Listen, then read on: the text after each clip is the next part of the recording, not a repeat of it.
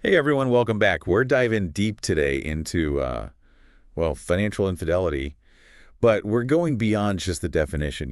We've got this uh, really powerful first-person account, and it's raw, it's emotional, and it really shows how complicated trust and money can get in relationships.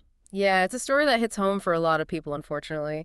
And it really shows how much damage financial infidelity can do, not just to our bank accounts, but, to our sense of self, to our relationships. Okay, so let's break this down. This woman, she starts a relationship. She's already got things figured out financially, right? She was contributing to her retirement, super organized and totally open with her partner about her money situation. Seems like a pretty good start, wouldn't you say? Yeah, for sure. Being transparent right from the start is so important. When couples are open about money early on, it builds that foundation of trust and respect. But here's where things get a little, well, complicated. Her partner, he said he was financially stable too, even bragged about having a good retirement fund. Turns out, not even close. He was actually struggling, keeping up with everything, but too embarrassed to admit it. That hidden debt really jumped out at me. What are your thoughts on that initial dishonesty? Oh, that's a big red flag. It brings in this element of secrecy from the very beginning, and that can really eat away at a relationship. Even if it seems small, financial dishonesty can erode trust over time and lead to a pattern of hiding things, which is really hard to break. Yeah, and that lack of transparency, it seems like it kind of set the stage for some unsettling financial dynamics in their relationship. She was covering most of their shared expenses, things like housing, transportation, bills. He had very few personal expenses, but he was putting a lot of money into these high-risk stocks, just adding another layer of, financial instability to everything. Right, you make a good point. It's not just about the lying, it's about the power imbalance it creates. When one person is always carrying the financial weight, the other person is making these risky money decisions without being open about it.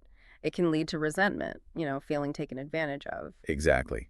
And to make things even more complex, she actually suggested a prenuptial agreement. Not because she didn't trust him, but to protect both of their financial interests, to be clear about everything. Yeah. He refused, said it was a sign of distrust. It's a common misconception about prenups. They often get a bad rap, but they can be a great tool for open communication and planning, especially when you're bringing in existing debts or assets. Prenups force couples to talk about those maybe sensitive money issues right up front, which can prevent misunderstandings and resentment later on. Exactly. It's about being proactive, not about expecting a breakup. And in this case, that lack of planning ended up having some pretty serious consequences. Things got worse when they decided to move closer to his family. To manage expenses for this new chapter, they opened a joint account. Seemed practical at the time. He even promised to contribute $1,000 a month. Sounded responsible. But the question is, what was the real intention behind that? Was he genuinely trying to contribute equally, or was it a way to get access to her money? What he did next raises some serious questions. It's like a classic bait and switch. He made this offer, seemed committed, but then what does he do? He drains the account, Yeah. spends more than $13,000 over what he put in. What's really interesting here is the pattern. We see him avoiding money talks, making decisions on his own, and not taking responsibility for their shared finances. These are all classic signs of financial infidelity. Yeah, it's like he was saying one thing and doing another. And what really got me was that he overdrew the account. She had specifically said she never would.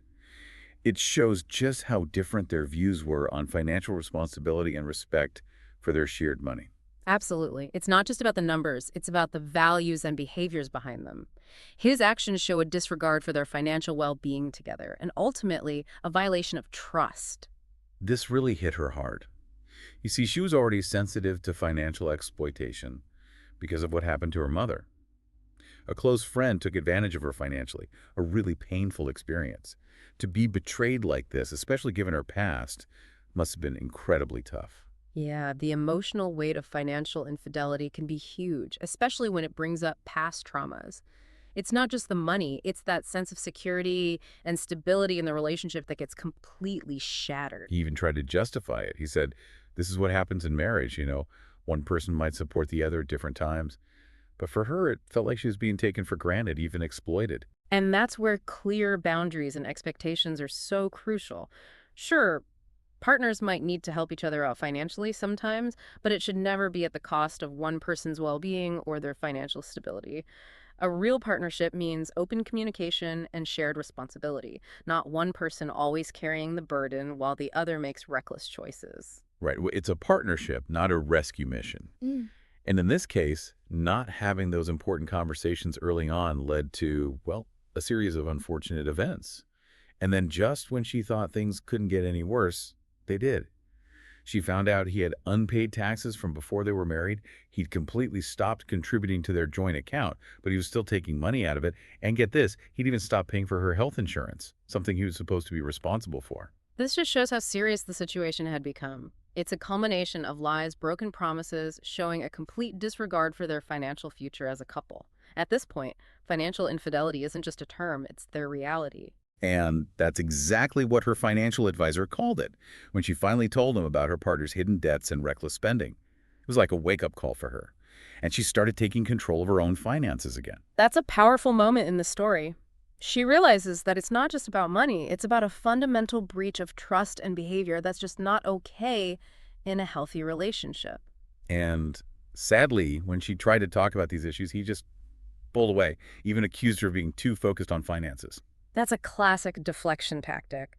Instead of owning up to his actions, he's shifting the blame and downplaying her very valid concerns. It just reinforces that power imbalance in the relationship and makes it nearly impossible to have a productive conversation about money.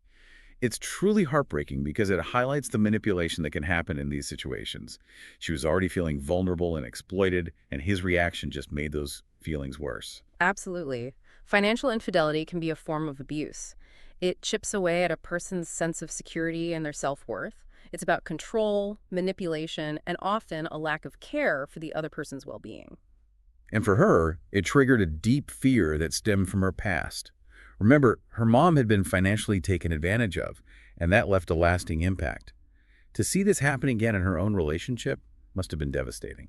This is a great example of the cyclical nature of financial abuse. People who've experienced it are often more vulnerable to it in future relationships. It's a really tough pattern to break. It's truly sad that her biggest fear, being financially exploited like her mother, became her reality.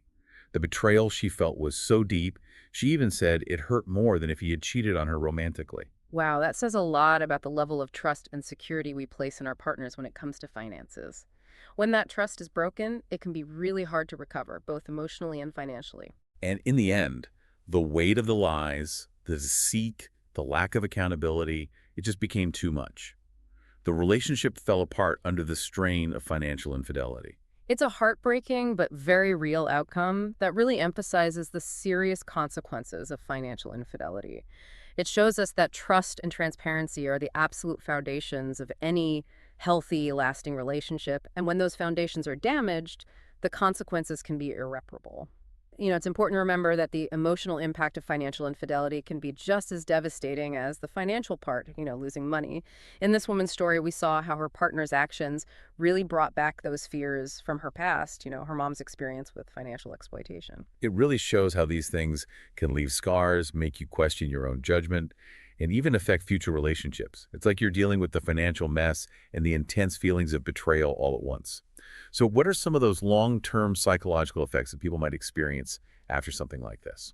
Well, the emotional trauma can show up in different ways.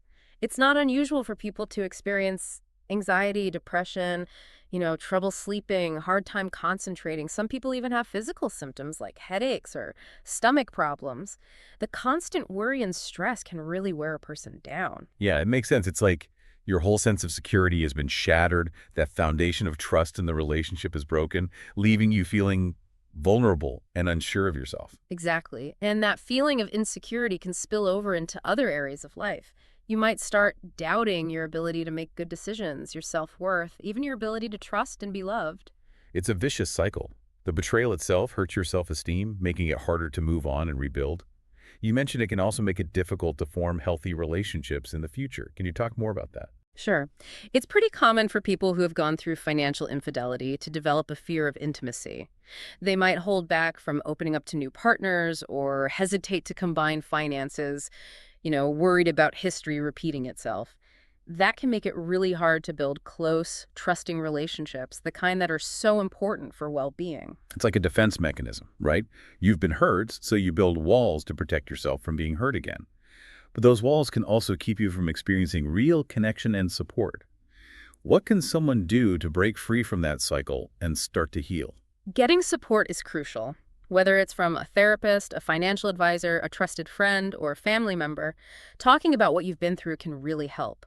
Processing those emotions and developing healthy ways to cope are essential to moving forward. It's about taking back your power, financially and emotionally. You're not defined by what happened, but recognizing how it has affected you is so important. That's the first step to rebuilding your self-worth and regaining control. And part of that process often involves setting clear boundaries in future relationships, both financial and emotional ones. Being assertive about your needs, communicating openly, and not being afraid to walk away from situations that feel unsafe or disrespectful are so important. You deserve to be in a relationship where you feel valued, respected, and financially secure. Those are really empowering points. It's about learning from the past and taking steps to create a better future. Before we jump into more practical advice, though, let's take a closer look at the warning signs of financial infidelity. What are some red flags that people should watch out for in their own relationships? One of the biggest red flags, like we saw in this story, is avoiding any conversations about money. If your partner is always shying away from talking about finances, hesitant to share information, or refuses to make financial decisions together, that's a major warning sign. It's like they're keeping their finances a secret, leaving you in the dark about their spending, debts, or investments. That lack of transparency can really lead to suspicion and resentment. What other behaviors might indicate there's trouble ahead? Another thing to watch for is making big financial decisions without talking to you. If your partner is constantly doing things like opening new accounts, taking out loans, or making large purchases without consulting you, it shows a lack of respect for your role in the partnership and your shared financial future. It's like they're saying, my money is my business, even though it affects both of you. That disregard for your input can be incredibly hurtful and make you feel powerless. Are there any other behaviors to be cautious about? Pay attention to reckless financial behaviors, things like excessive gambling, risky investments, or a pattern of overspending and getting into debt.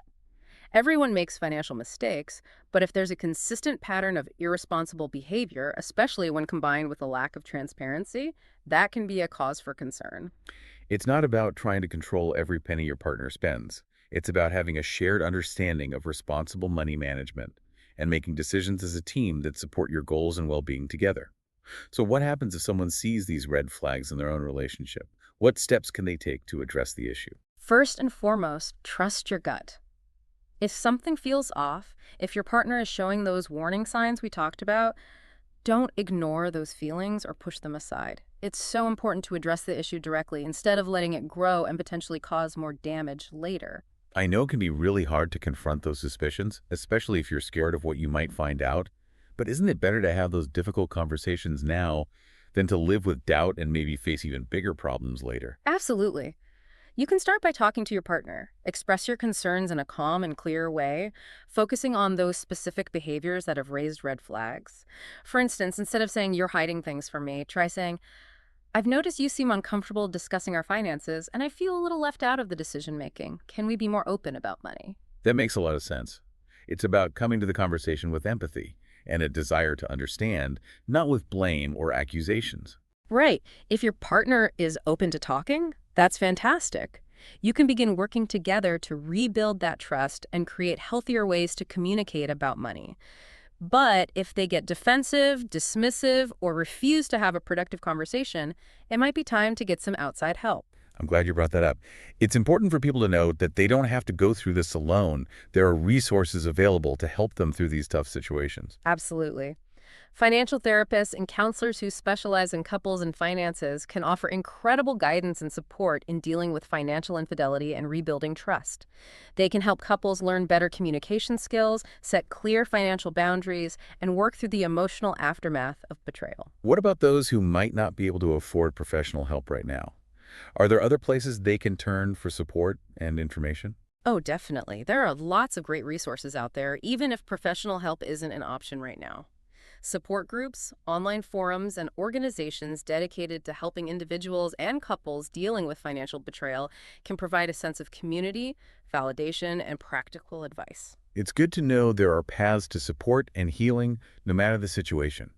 You don't have to face this alone. You're right. Financial infidelity can make you feel very isolated, but reaching out for support can be a game changer.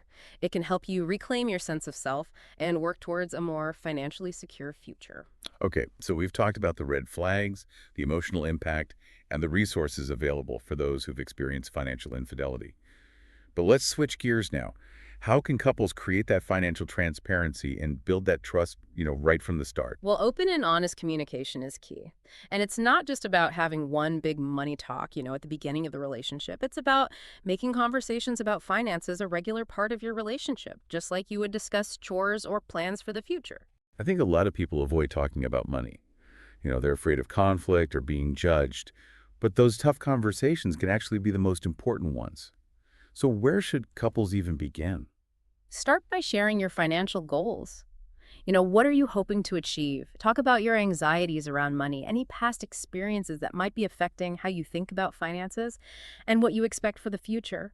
This helps create a foundation of understanding and empathy. Yeah, it's about creating a safe space where you can both be open and honest about money without feeling judged. Then once you've got that open dialogue going, you can start tackling the more practical side of managing finances together. Exactly. It's helpful to start with the basics. Openly discuss your individual financial situations, like your income, expenses, debts, savings, and investments. Having a clear picture of where you both stand financially helps you make informed decisions as a couple. And once you have that shared understanding, you can start setting financial boundaries and expectations, as a team. What are some important things to consider when you're setting those boundaries? Talk about how you'll handle shared expenses like bills and individual spending, personal stuff. Discuss those long-term financial goals you've already talked about. Will you have joint accounts, separate accounts, or a mix of both? What are your expectations about saving, investing, and managing debt as a couple? And this is where prenups, which we touched on earlier, can actually be really valuable. They're not just for wealthy couples or those who think they're going to get divorced. I agree. Prenups can actually make a relationship stronger by encouraging open communication and addressing potential financial issues before they even come up. It's like having a financial roadmap for your relationship that outlines shared goals, individual responsibilities, and expectations for the future. It gives you peace of mind knowing that you've both taken steps to protect each other financially. But it's important to remember that financial planning isn't a one-time thing. Life changes, circumstances change, and relationships evolve. So how can couples stay financially aligned as they go through those different stages of life together? Being flexible and willing to adapt is really important. Revisit those money conversations regularly. As your relationship changes and your financial situation changes, make adjustments to your financial plan together. Maybe you need to look at your budget again, adjust your savings goals, or explore different investment options. The key is to keep talking and make those financial decisions as a team. That's such great advice. It reminds us that healthy financial relationships need ongoing communication, trust, and a willingness to adapt. Well, we've covered a lot in this deep dive, from the impact of financial infidelity to ways to prevent it and heal from it. What's one key takeaway you hope our listeners will remember from this episode? I hope listeners will walk away understanding just how important open and honest communication about money is in their relationships. It's not always easy to talk about, but these conversations are crucial for building trust, showing respect for each other, and creating a solid foundation for a healthy financial future together. That's a perfect way to wrap things up. As we close out this deep dive, I'll leave you with a question to think about. How can you make financial transparency and mutual respect the cornerstones of your own relationships moving forward? It's a conversation worth having because at the end of the day, healthy relationships are built on trust, honesty, and a shared commitment to each other's well-being, both emotionally and financially. Thanks for joining us for this deep dive. Until next time, stay curious, stay informed, and keep those conversations going.